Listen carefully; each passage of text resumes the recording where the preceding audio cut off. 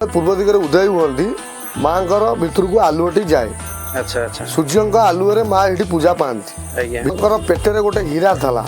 आज्ञा ଯେତେବେଳେ କଳା ପାହାଡ଼ ଆସିଥିଲେ କଳା ପାହାଡ଼ ମାଆଙ୍କର ହୀରାକୁ ସେ ନେଇ ଯାଇଥିବାରୁ ମାଆଙ୍କର ହୀରାଟା ପେଟ ଭିତରେ ଆଉ ନାହିଁ। ଜାଣିଥିବେ ପଢିଥିବେ ସୂର୍ଯ୍ୟଙ୍କର ମୁଖ ସବୁବେଳେ ପୂର୍ବ ଦିଗକୁ ରୁହେ ଆଜ୍ଞା। ହେଲେ ଏଠି ହଉଛନ୍ତି ଅସ୍ତ ସୂର୍ଯ୍ୟ। ଆଚ୍ଛା ସୂର୍ଯ୍ୟଙ୍କ ମୁଖ ରହୁଛି ପଶ୍ଚିମ ଦିଗ। ପଶ୍ଚିମ ଦିଗ ମା ଆପଣ ଦେଖିପାରୁଥିବେ ମନୁଷ୍ୟଙ୍କ ଶରୀର ମୁଖ ହେଉଛି ବରାହଙ୍କର। ଆପଣ ଦେଖିପାରୁଥିବେ ଇଏ ହେଉଛନ୍ତି ତିନେତ୍ରୀ ଦେବୀ। ଆଙ୍କର ଗଳାରେ ରହୁଛି ନାଗ ବି ରହୁଛନ୍ତି, ରୁଦ୍ରାକ୍ଷ ବି ରହୁଛନ୍ତି। ମା ଧାରଣ କରିଛନ୍ତି ରୁଦ୍ରାକ୍ଷ ସହିତ ନାଗ ଦେବତାଙ୍କୁ ବି ଧାରଣ କରିଛନ୍ତି।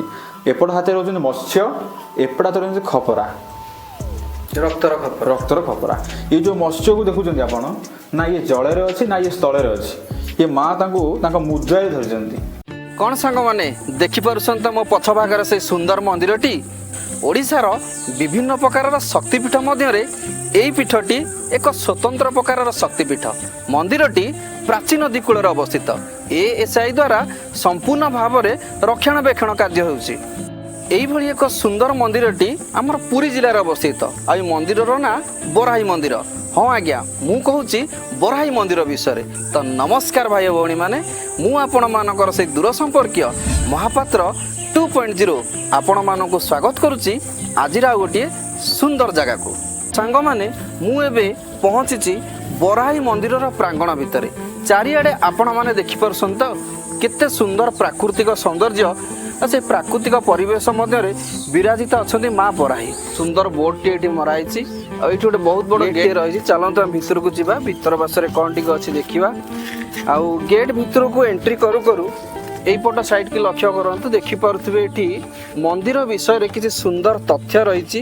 उभय इंग्लिश और हिंदी रे आपण मैंने देखा पाउथिबे। ये लक्ष्य करूँ चारिआडे पूरा प्राकृतिक सौंदर्य, चारिपटे बहुत सुंदर सुंदर गछ गुड़िक डिजाइन रही। आ दूररू मंदिरटी यही देखा जाउची। ननांक ठारू ए माँ बराही विषय रे किसी सुंदर तथ्य जानिबा। नना दुही को मोर नमस्कार। नमस्कार। ना आपणक परिचय टिके दियंतु आ नना आपण भी परिचय दियंतु। मो नाम होची चित्तरंजन पाणी। मो नाम होची स्वदेश पाणी। मंदिरटी हमर को जगार भी अवस्थित अछि? एग्जैक्ट लोकेशन कोन? ये तुलसीपुर पंचायत रे जाउची। ये होची 84 ग्राम आ हीरापाटना ग्राम मझिरे माँ बराही मंदिर अछि। आम अमरसर रहिबो आमर बजार जो कहू अमरसर मंदिर 2 किलोमीटर भितर रहउची बराही मंदिर। ए जगह रे माँ को सेवा रे केते वर्ष धरि नियोजित हेलेनी? आमर एटा पूर्व पुरुष करी आसुछु पूजा। आम बापा जेजे अमर पूजा माने करी आसुछु। आमे एमति आम वंशगत पूजा करी चलछबो। अच्छा नना आपण भी सेमति वंशगत धरि? हम जेजे बापा करथले बापा करथले आमे भी करछु, आम पिला माने भी करिवे। अच्छा नना मंदिर ना बराही रही बा बराही मंदिर ए मंदिर कौन किंवदंती रही माँ को कौन तात्पर्य रही? बराही दी प्रकार अछंती। गोटे शिवधात्री, गोटे होचंदी नारायणी। शिवधात्री होचंदी शिवंग रूप रो सृष्टि होचंदी ताको शिवधात्री कहा जाउची। नारायण होचे नारायण को सृष्टि होचंदी ताको नारायण कहा जाउची। माने भगवान विष्णुकर जो बराह अवतार ताकर नारी रूप बराही।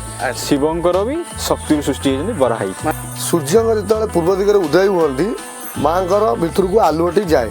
अच्छा अच्छा सूर्यଙ୍କ ଆଲୁଅରେ ମା ଏଠି ପୂଜା ପାଆନ୍ତି। ଆଜ୍ଞା ଭିତର ସବୁବେଳେ ଅନ୍ଧାର। ଏଠି ଯାହା ଲାଗିବ ମାଙ୍କର ଦୀପରେ ମା ପୂଜା ପାଉଛନ୍ତି। ଦୀପ ଲାଗିଲେ ମାଙ୍କର ଅଖଣ୍ଡ ଦୀପ ଲାଗୁଛି ଭିତରେ। 1200 ବଢ଼େଇ ଯେତେବେଳେ କୋଣାର୍କ ମନ୍ଦିର କରିଥିଲେ ସେମାନେ ଏଠାରେ ଅବସ୍ଥିତ ରହୁଥିଲେ। ଏଠାରେ ରହିକିରି ଖଣ୍ଡେ ଖଣ୍ଡେ ପଥରରେ ମାଙ୍କର ମନ୍ଦିର କରିଛନ୍ତି। ମାଙ୍କର ପେଟରେ ଗୋଟେ ହୀରା ଥିଲା। ଯେତେବେଳେ କଳା ପାହାଡ଼ ଆସିଥିଲେ, କଳା ପାହାଡ଼ ନାମକ ଏକ ଗୋଟେ ଚୋର ଥିଲେ। ଯେତେବେଳେ ଚୋର ଆସିଥିଲେ କଳା ପାହାଡ଼ ମାଙ୍କର ହୀରାକୁ ସେ ନେଇ ଯାଇଥିବାରୁ ମାଙ୍କର ହୀରାଟା पेट भीतर आ नाही। जो हमर पार्श्वर रही एते सुंदर कारीगरी ता विषय हम टिके व्यूअर्स मानको आपण कोंतु। आसंतु हम गोटे देखै जाउछु। आगे एपटे रहउछंदी मां को सुरक्षा देवा पई नागराज अछंती। आगे एपटे अछंती नागकन्या। देखि पड़छबे ये नागकन्या ये नागराज। अच्छा ये हमर नागकन्या ये होछन नागराज। ये मां को सुरक्षा देवा पई द्वारपाल हिसाब रे अछंती। अच्छा अच्छा आपण एपट साइड के आसंतु देखिबे ये मंदिर हूँ सबुआड़े नागबंधित भाव अच्छी।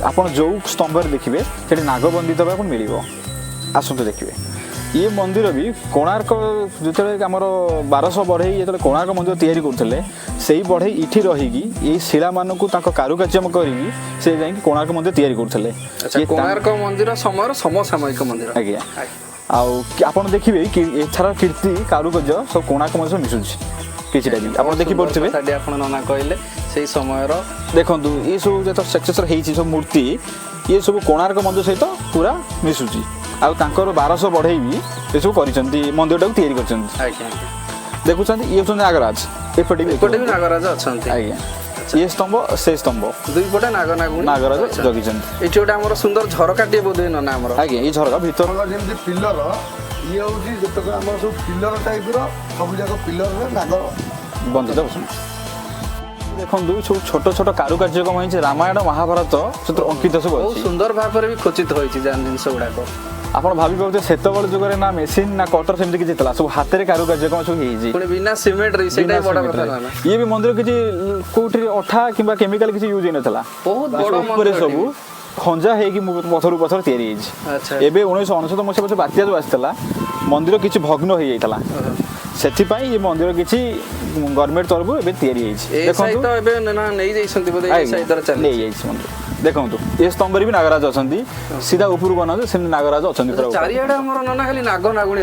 चारिपटे नागराज बांधिक रखी ये गणपति रहिले गोटे पट माँ को सुरक्षा देवाई गणपति पट रोच एपट साइड की भी जीवा टिके नना चलंतु देखो एपटे भी नागराज अच्छा मंदिर सब कीर्तन चारिपटे आमर नाग नागुणी माँ को पूरा जगिकी रहा भाई रही मंदिर को सुरक्षा दौर मंदिर तो प्राय जेकोसी मंदिर देखिए आप जानी पढ़ी सूर्यंकर मुख सब पूर्व दिग को रुहे इठी हूँ अस्त सूर्य सूर्य मुख रही पश्चिम दिग माँ को आलोक पसंद नुहे माँ अंधेर पूजा पाई भल पाती जेहेतु से तंत्र देवी से अंधेर पूजा करने पसंद करती सूर्य देवता प्रकाश पकाती प्रथम प्रकाश जो रेड शून्य कहते माने नाली रश्मि जो प्रथम सूर्य उदय होबार जो आसए से किरण माँ सम्मुखें पड़े तापर तेज पड़ पार ना धीरे धीरे मंदिर उपरको सूर्य देवता पलि आसवे अस्त है ही सूर्य किरण पड़ो सूर्य देवता नना किए कहते शून्य गंगा अच्छा अच्छा प्रतिमा विहीन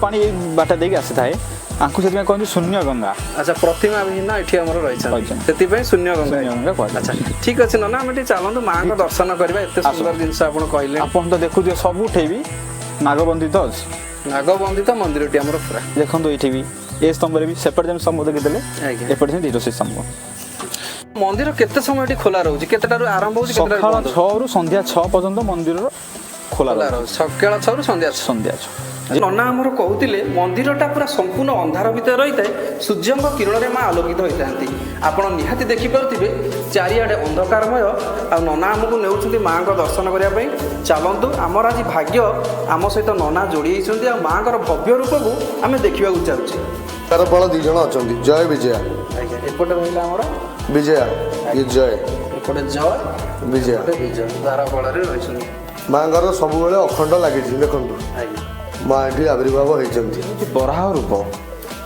आपड़ देखिपे मनुष्य शरीर मुख हूँ बराहर बराह तो आपको जमी कही बराह दी प्रकार बराही अच्छा गोटे हूँ स्वर्ण बराही गोटे हूँ रुद्र बराही ये हूँ रुद्र बराही ये जेहेतु महादेव शक्ति सृष्टि यांकर हूँ तीन नेत्री आप देखिपे ये हूँ तीन नेत्री देवी आंकर गलार रोचे नाग भी रोच रुद्राक्ष भी रोच महा धारण कर रुद्राक्ष सहित नाग नाग देवता भी धारण कर हाथ रोच मत्स्य एपट हाथ रोच खपरा रक्तर खपरा ये जो मत्स्य को देखुं आप ना ये जल अच्छी ना ये स्थल अच्छी ये माँ मुद्राए धरी ये जीवंत ये जो मत्स्य देखते ये जीवंत हाँ महावाहन हूँ महिषासुर महिषा कहते महिषी जहाँ कहतु आम ओडिया माँ का बाहन ये हूँ तंत्र आधिचादी देवी दुर्गा देवी सेनापति हिसाब से ये बराह देवी की तैयारी करते शक्ति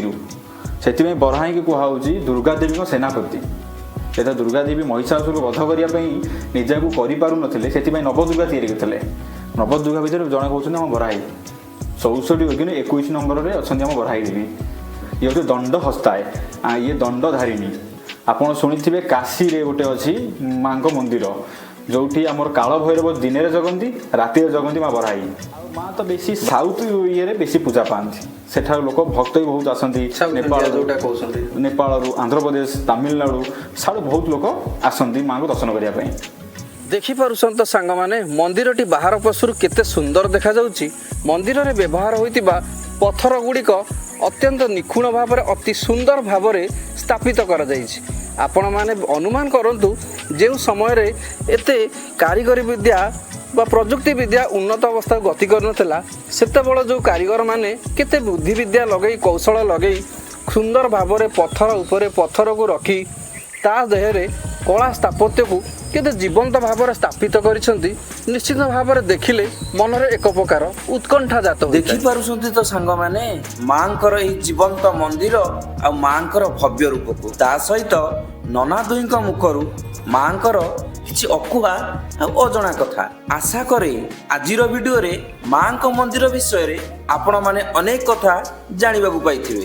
ସମୟ କାଢ଼ି କେବେ ନା କେବେ ମାଙ୍କର ଏହି ଭବ୍ୟ ମନ୍ଦିରକୁ ନିଶ୍ଚିତ ଭାବରେ ଥରେ ଅଧେ ବୁଲି ଆସନ୍ତୁ। ଆଜି ପାଇଁ ଏତିକି, ପୁଣି ଦେଖାହବ ଆପଣମାନଙ୍କ ସହିତ ଆଉ ଗୋଟିଏ ନୂଆ ଭିଡ଼ିଓରେ।